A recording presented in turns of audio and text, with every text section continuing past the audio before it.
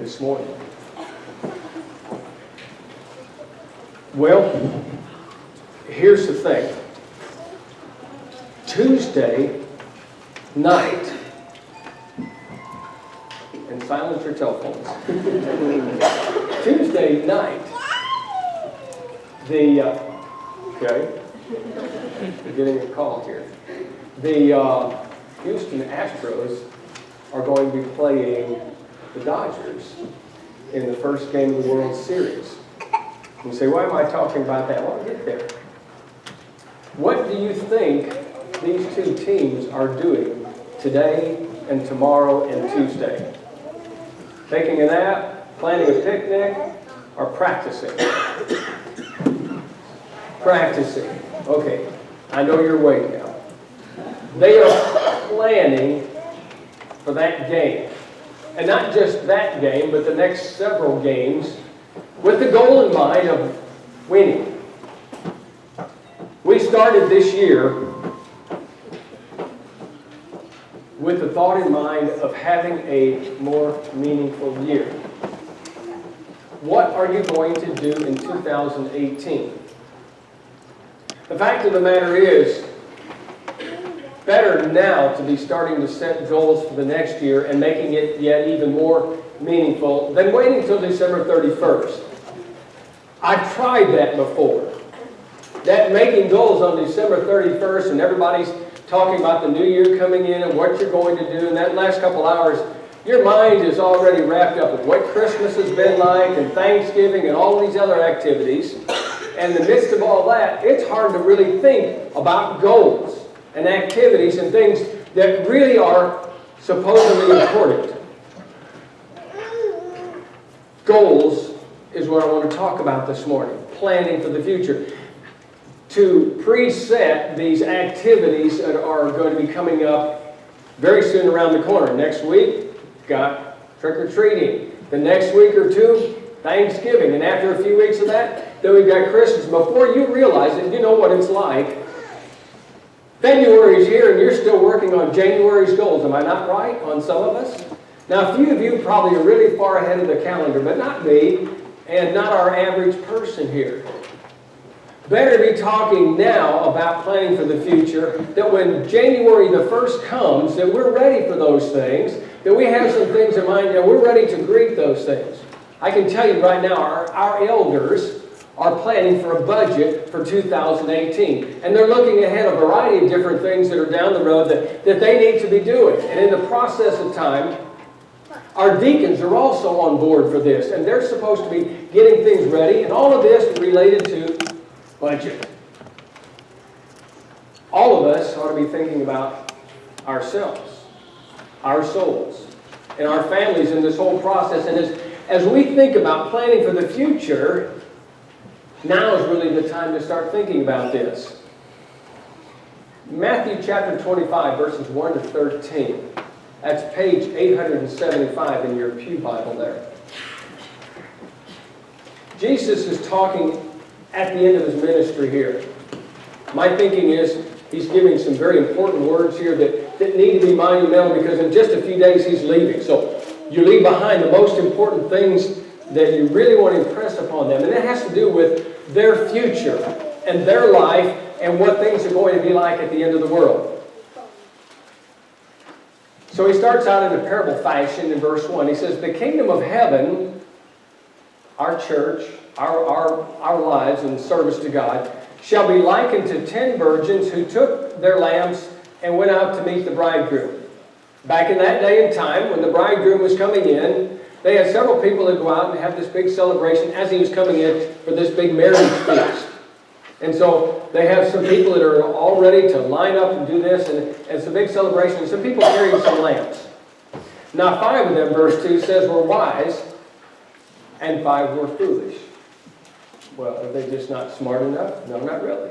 Verse 3, those who were foolish took their lamps and took no oil with them. But the wise took oil in their vessels with their lamps. Now, as you read through the rest of this parable, you're going to find that there was a big difference between the 5 foolish and the 5 wise. But it had nothing to do with intelligence as much as preparation or planning for the future, not knowing when the bridegroom was actually going to come, recognizing, as Jesus tells the parable, that there's a delay in the process. See, the bride's not the only one that delays. Sometimes the grooms do. And so he's dragging his feet. He's not getting there when he's supposed to. Maybe he's taking care of last-minute things. And so, process of time, these 5 foolish virgins run out of oil. They're not prepared for the future. Now's the time. Now's the time to be thinking about it. Not at that last moment. Not at the time that we think, well, now, December 31st is close at hand, I'll start. But now, what are you going to do in 2018? In Luke chapter 10, verses 38 to 42. There's a situation where Jesus is invited to eat. And by the way, that's page 918 in your Pew Bible. If you're following along, you might not be able to find the Gospel of Luke. Luke is one of these writers who's telling the story of Jesus. Verse 38, it says, "Now it happened that as they went, that he," that's Jesus now, "entered a certain village, and a certain woman named Martha welcomed him into her house." They were friends. Mary and Martha, her sister, and also Lazarus. Okay, verse 39. "And she had a sister called Mary who sat at Jesus' feet and heard his words." But verse 40, "Martha was distracted with much serving. And she approached him and said to him, 'Lord, do you not care that my sister's left me to serve alone? Therefore, tell her to help me.'" Just seems like it ought to be fair that she shared the load.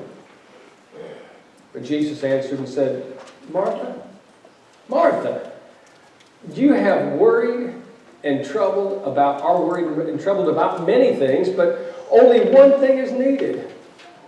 And Mary has chosen that good part, which will not be taken from her."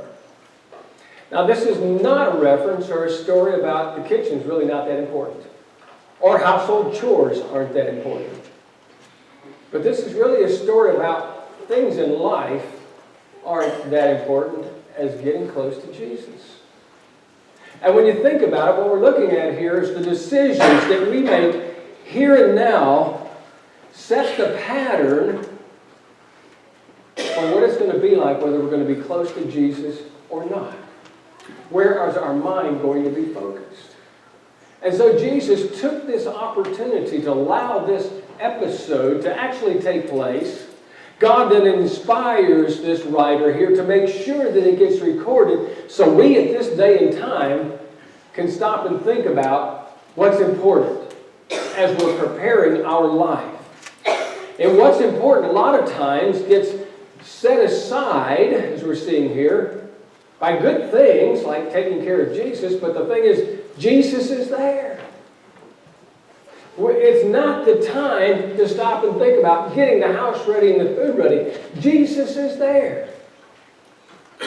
As we think about knocking on the door of 2018, I don't want all of these things to be clouded in my mind about distractions here and there. I need to be thinking about how close am I to Jesus and what it will be like and what it will take to get me there and not all the other distractions. 5 of the virgins were preoccupied with something and they didn't take enough oil. What preoccupies your mind? I can name some. I can tell you that chili cook-off we're going to have next Sunday night is going to have us preoccupied. And the trunk or treat and all the other activities and the Thanksgiving and all these things. And those are good things. And if we'll take them and use them in a matter of fellowship to encourage and reach into the lives and lift up one another, they can become great things as we represent Jesus to other people, to our own brethren here, and to anybody else that might come and visit. But it could be that we'll be so busy in everything else that we'll forget about people. And so we're not doing the process, the justice that it ought to have. Luke chapter 12.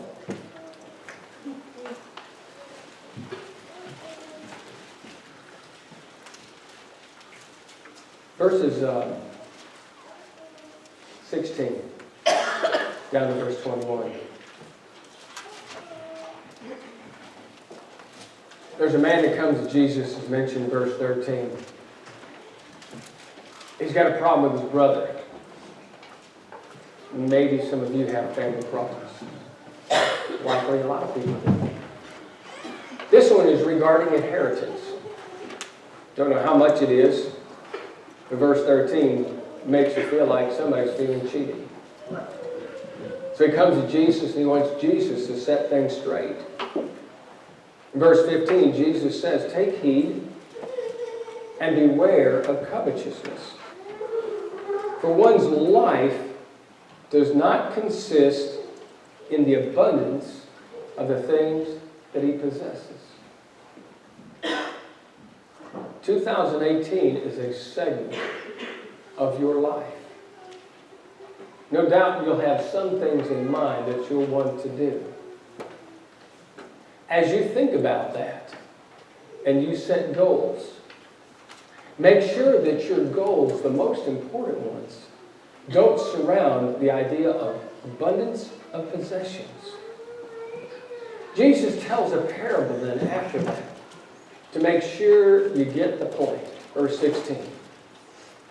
"The ground of a certain rich man yielded plentifully." Now he's already wealthy, mind you. And then a ground really yields. So it's just like he's become the wealthiest of the wealthy. So he thinks within himself about this. Ponders, what should I do? I don't even have enough room to store all my crops, he tells himself. Verse 18, he says, "I'm going to do this. I will pull down my barns, and I'm going to build greater and bigger." See, the barns he has is not big enough. Sometimes that's too close to home to me. I'm going to store up. I'm going to get ready. And then verse 19, "I'll say to my soul, you have many goods laid up for many years. Take your ease, eat and drink, and be merry." You see where his focus is on the future. Verse 20, "And God said to him, Fool, this night your soul will be required of you." And then, who are those things going to belong to? So it is he who lays up treasure for himself and is not rich toward God. It's time. It's time to think about who we are and what we need to do as a church. And not just men and women in setting budgets, but what am I going to become? How will I get there? The flippant making of goals never really changes a life. But a steady study of who am I and what I ought to be doing as I reach a moment of decision allows me to make a very educated, informed, and spiritual decision that can make a difference in my life. That I'm not scattered like one woman in the Mary and Martha situation and at the last minute trying to put everything together. When Jesus comes, I want to be ready to greet him and not worry about the details. Here are a few items that you might find worthwhile in thinking about goals. Number one, if you care to write these down, pray for God's help. Don't make these decisions on your own. Any worthwhile spiritual venture needs to begin and end with God involved all the way through. Number two, as you make goals, keep them simple. Complex goals are hard to figure out and hard to remember. Keep them simple. Number three, think about the areas of life that are important. Spiritual, family, social, study, personal goals.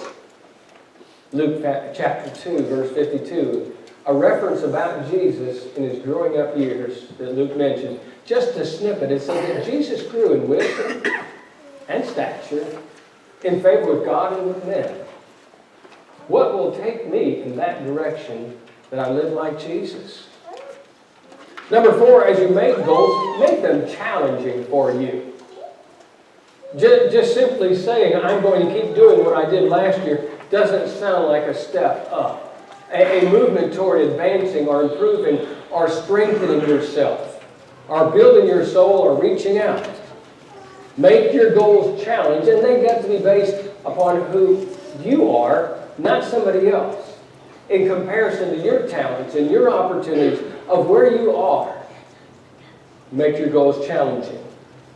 Number 5, make them realistic as you go through that.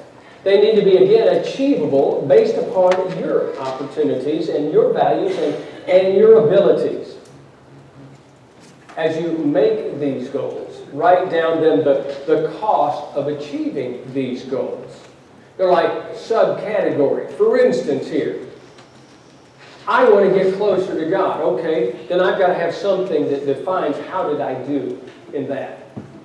So after going through a few months, I can go back and evaluate. Getting closer to God. Well, how many times am I praying? Am I praying maybe 20, 30 minutes a day?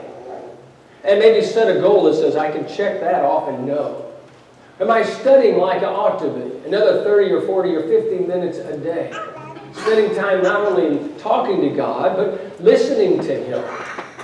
How much time do I spend with my brethren? In services or Bible study, in this comparison of life together as we journey together. All of these things move us in that direction. And so we can define goals and then define these action items that tell us, am I doing it or not? I know sometimes as we work through these goals in life, it's real easy to wonder if you've measured it properly or understood properly or not. Years ago when I was just beginning to study Spanish in order to go to Argentina as a missionary, a fellow gave me the best counsel I could have ever gotten. He said, today, this was at the end of the Bible, or end of a English or study class in Spanish, he says, you're going to learn this much in Spanish. And he said, you're going to why? I said, wow, this is great. I've learned these phrases, and you're going to go out and practice them. And he said, tomorrow you're going to learn this much more. He said, you're going to have twice as much. And you're going to really be feeling like, wow, I'm getting on the road. And he said, and then after that, you're going to be adding to it. He said, eventually, you're going to have several yards or miles of that.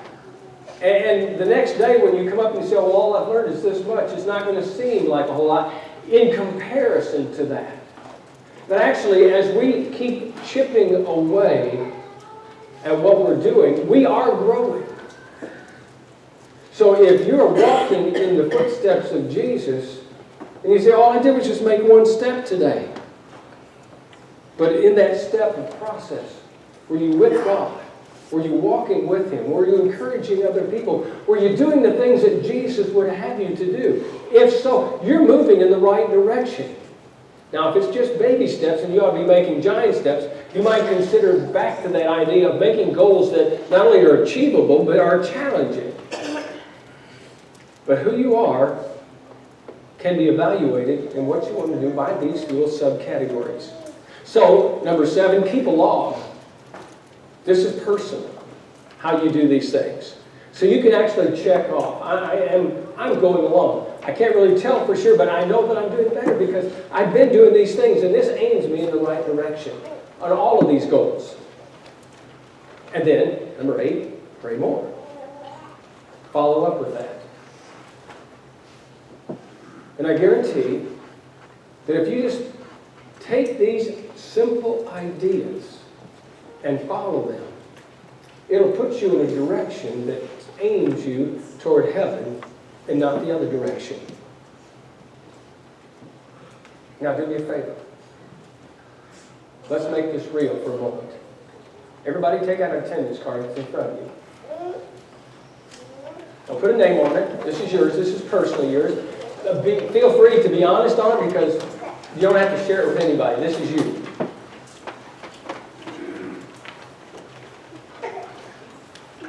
Today is October 22nd. We've got basically 2 months and a few days before the new year starts.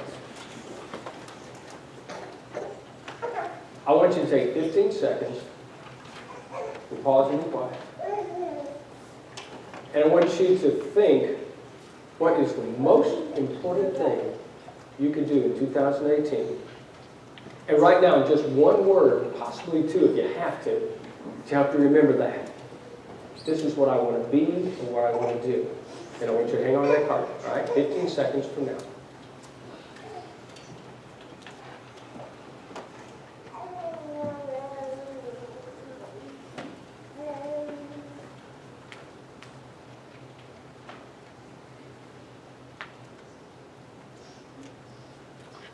Okay? I've made mine. I've not written it down. But as I was putting this lesson together, I knew what it was. Now you know what yours is. And I want you to keep that card. I want you to pray about it. We're going to pray in just a moment. I'd like you to take it home.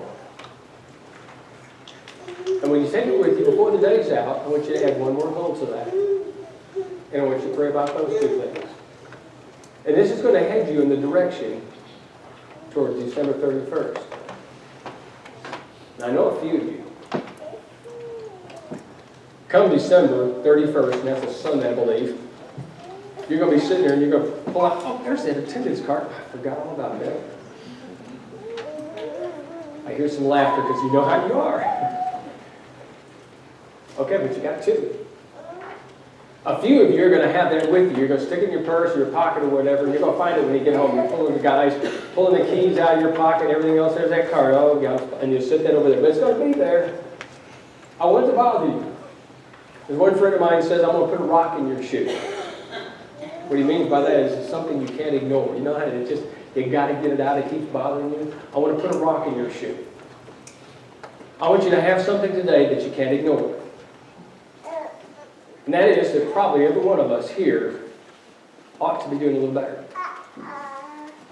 Now, we got a few overachievers that are just laying it out there and think they're not worth anything.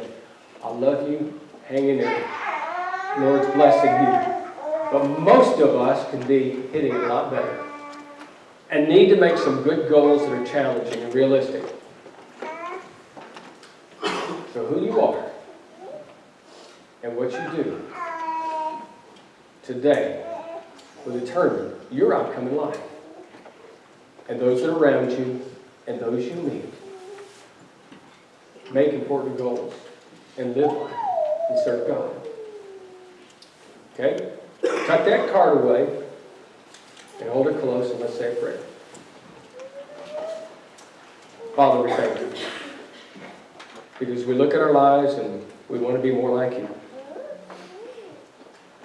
So we pray for this goal that each one of us is holding, that we'll actually work toward that and achieve it. It will be what you want us to be in every way. Help us to be strong. Thank you for second chances and a life ahead for all of us that you give it to. In Jesus' name, amen. If your life isn't right with God, if you're not a Christian, then don't wait for 2018. Let's do that this morning. We sing a song to encourage you to get right while we sing. Please come.